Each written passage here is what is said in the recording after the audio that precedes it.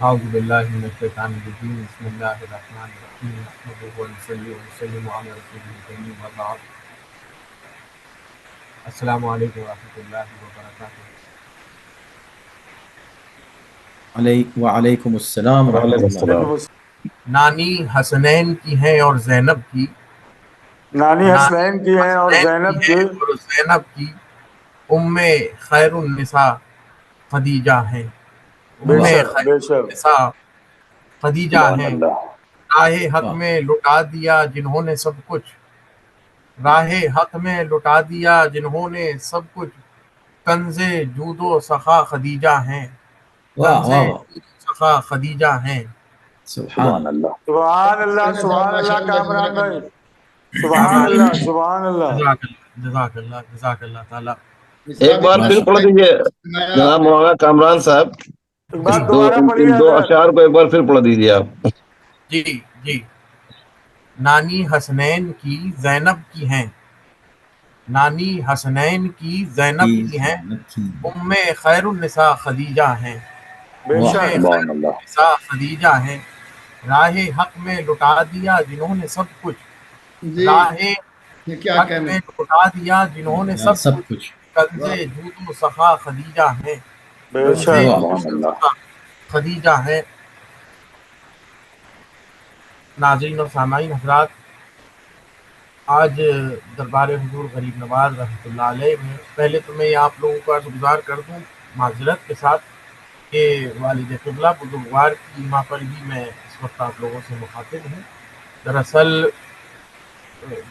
رمضان المبارک کے مہینے میں کیونکہ اس منصب پر بھی فائز ہیں تو شب و روز کی جو خدمات ہیں اس کی وجہ سے وقت نہیں مل پاتا، عمر درازی کی وجہ سے بھی جو ہے تھکان ہو جاتی ہے تو نہیں آنا ہوتا ہے کہیں جگہوں پر، اس کے لیے میں آپ سے صمیم قلب سے معذرت خواہ ہوں۔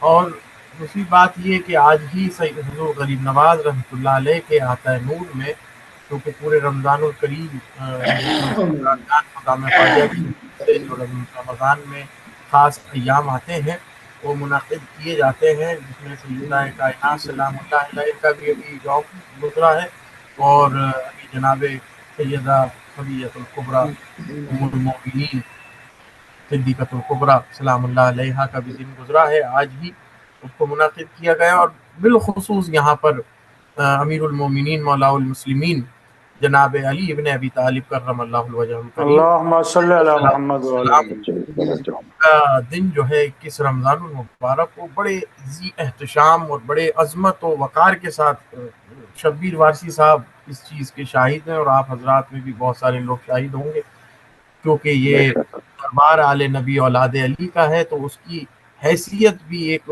اجاگر ہوتی ہے حضور غریب نواز کی بارگاہ سے۔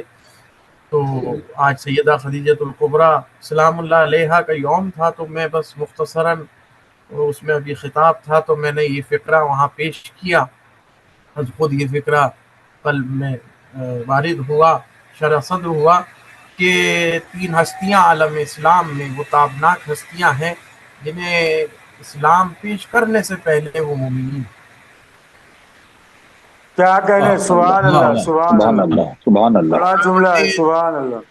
دعوت توحید، دعوت کلمہ لا الہ الا اللہ محمد رسول اللہ صلی اللہ علیہ وسلم، کلمہ وحدہ لا شریک کو پیش کرنے سے پہلے وہ جو 3 عظیم ہستیاں عالم اسلام مسلمان تھی، مومن تھی، جن کی رگوں میں ایمانی سرشت دوڑتی تھی، خون دوڑتا تھا ایمانی، وہ جناب سیدہ خدیجۃ الکبریٰ سلام اللہ علیہ کی، وہ جناب ابو طالب علیہ السلام کی تھی، وہ جناب مولا کائنات علیہ السلام۔ واہ سبحان اللہ۔ یہ وہ ہستیاں ہیں کہ جنہیں تو دعوت دین بعد میں پیش کی گئی، انہوں نے نصرت اسلام اور حب رسالت سب سے پہلے پیش کی۔ سبحان اللہ۔ کیا بات کیا بات، واہ واہ۔ یہ ایسی بات معرکت والا بات ہے کہ جو تمام تر اہل سنت اور اہل تشیع حضرات کی کتب میں وارد ہے اور بہت تفصیل کے ساتھ لکھی ہوئی ہے کہ جن کی نصرت اسلامی اور امداد رسول قبل از اسلام، قبل از وحی بہت تفصیل کے ساتھ لکھی ہوئی ہے، ان میں یہ تین شخصیتوں کے نام نامی سامنے آتے ہیں۔ تو یہ مومنان قریش ہیں قبل از اسلام۔ سبحان اللہ۔ سبحان اللہ۔ اب جس چیز کے لیے آپ لوگوں نے مجھے خاکسار کو، نالائق ننگے خلائق کو مدعو کیا ہے، ہم اس لائق تو نہیں کہ جنت البقیع، چونکہ پچھلی مرتبہ بھی میں اس کا حصہ بنا ہوں، اور یہ میرے لیے اور میری اولاد کے لیے اور میرے تمام اقاربین کے لیے یہ باعث نجات ہے کہ ہم جناب سیدہ سلام اللہ علیہا کے روزے کی تعمیر کے حوالے سے کوشاں ہیں، اس کی فکر رکھتے ہیں، اس کے احساس مند ہیں۔ کم از کم آج جو تناظر ہے عالم دنیا میں اور عالم اسلام میں بالخصوص، جس تناظر میں اسلام اور امت مسلمہ اس وقت ہے، اہل سنت و جماعت کو خصوصاً میں مخاطب کرتا ہوں اس میں، اہل سنت و جماعت حضرات سنی، حضرت شاہ حضرات تو چونکہ پوری کی پوری جماعت اس میں اپنا وجود وقف کیے ہوئے ہیں، لیکن اس وقت میں اہل سنت و جماعت کو خصوصاً مخاطب کرتا ہوں کہ اہل سنت و جماعت کو بھی اب یہ سمجھ میں آنے لگا ہے کہ حکمران عرب جن کے ہم وظیفہ خوار تھے، میں بہت ایک واضح بات آپ لوگوں سے کروں۔ ہلو ہلو، جی آپ کی آواز آ رہی ہے کامران صاحب، بالکل کلیئر آواز ہے۔ میری آواز آپ تک پہنچ رہی جی ہاں جی ہاں، نذیر بھائی آپ کی فون کی آواز آ رہی ہے، نذیر بھائی آپ میوٹ کر کے فون پہ بات کیجئے، آپ کی آواز آ رہی ہے باہر۔ جی بسم اللہ، کامران بھائی بسم اللہ۔ سنی حضرات میں جو دو دھڑے ہیں، ایک وہ لوگ ہیں جو قبر کو اور قبر میں نظر نیاز کو اور قبر پر زیارت کو جائز سمجھتے ہیں، اور ایک وہ طبقہ ہے جو قبر پر زیارت کرنے کو ناجائز سمجھتا ہے، وہ بھی جدید پیداوار ہے نجدیت کی، سلفیت کی، وہابیت کی۔ اس سے پہلے 13 صدی کا ریکارڈ ہے کہ اہل سنت و جماعت کے اکابرین نے بھی مزارات پر زیارت کے جواز کے فتاوے دیے۔ جو لوگ حکمران عرب کے وظیفہ خوار تھے، انہیں اب یہ سمجھ میں آنے لگا ہے کہ ہم غلط ہاتھوں میں تھے۔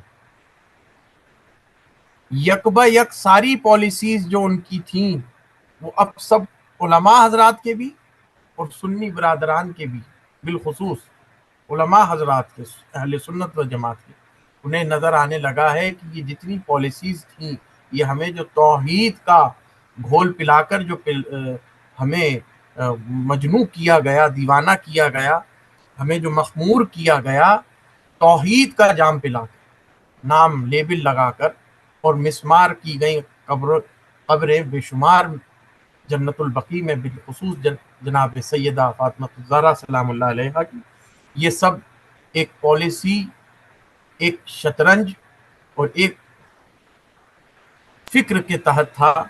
اب یہ علماء اہل سنت کو سمجھ میں آیا۔ سبحان اللہ۔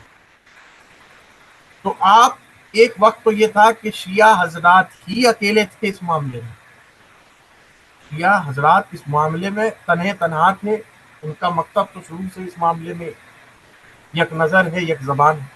مگر اب بعد فلسطین یہ بات بالکل واضح ہو گئی کہ حکمران عرب اور اہل سنت و جماعت کے وہ وظیفہ خاران جو حکمران عرب کی تائید میں تھے، آل سعود کی، ان کے ہر عمل حرام ہے اور ان کے ہر عمل ناجائز و ناروا۔ سبحان اللہ۔ اس وقت تمام عالم اسلام ایک زبان، ایک رائے، اور اس کا سبب اہل فلسطین کی مظلومی ہے۔ اس مظلومی نے مکتبہ اہل بیت اطہار کے اور قریب کر دیا ہے، مکتبہ اہل بیت اطہار کے اور قریب کر دیا ہے۔ میں بہت نکات کی بات آپ سے کہہ رہا ہوں۔ سبحان اللہ۔ مظلومی نے مکتبہ اہل بیت اطہار کے بہت قریب کر دیا ہے فلسطین کو. اور اب اہل سنت و جماعت بھی اہل تشیع کی طرح علی علی بھی کرنے لگے ہیں، زہرا زہرا بھی کرنے لگے ہیں. جزاک اللہ جزاک اللہ. سبحان اللہ. تو یہ سمجھ میں آ گیا ہے کہ بہت ساری چیزیں جو تھیں ہم سے روپوش تھیں، بہت ساری چیزیں تھیں ہمیں لیبل لگا کے توحید کا جام پلا کر جھوٹ بول کر یہ مسمار کے سلسلے چلائے گئے تھے. تو اب یہ معاملہ اہل سنت و جماعت کی پلڑے میں بھی آ جاتا ہے. تو یہ سمجھ لیں کہ انشاءاللہ العزیز جناب سیدہ زہرا سلام اللہ علیہا کی جو عظمت و جو وقار مکتب شیعہ میں ہے، وہی عظمت و وقار ہم لوگوں کے پاس سنی حضرات اور خانقاہوں میں بھی ہے. بے شک. اور سبحان اللہ. ہم بھی اسی چیز کے درد مند ہیں، اسی چیز کے لیے دلگیر ہیں جس چیز کے لیے شیعہ حضرات کی پوری جمعیت کے ساتھ دلگیر ہیں. ہم بھی یہ چاہتے ہیں کہ جناب سیدہ کائنات سلام اللہ علیہا کا روزہ اور جتنے اکابرین و شیوخ اور جتنے ائمہ اہل بیت اور اجلہ صحابہ اور تابعین وہاں ہیں، اس میں شیعہ حضرات کے ساتھ خود اہل سنت و جماعت کی تعاون ہے انشاءاللہ.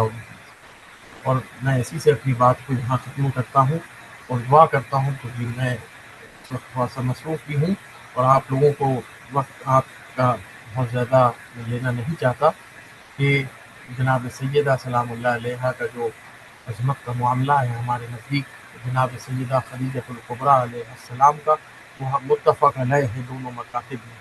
اور ہم جناب سیدہ کائنات کے روضے اور تعمیر جنت البقیع میں آپ لوگوں کو شانہ بشانہ ہے. اور جزاکم اللہ جزاکم اللہ. ہمارے ساتھ جو حضرات خانقاہی حضرات ہیں، یہ تو آپ سمجھ لیں کہ خانقاہ مطلب کہنا یہ ہو گیا کہ میں خانہ علی کا ہے خانقاہ سے زیادہ اس وقت کہ میں خانہ علی ہے. اس میں جتنے بھی بادانوش ہیں وہ سب لوگ علی والے ہیں اور وہ سب کے سب اس معاملے میں علمدار اور علمبردار ہیں جنت البقیع کی تعمیر. آمین آمین. بہت بہت شکریہ. جزاک اللہ جزاک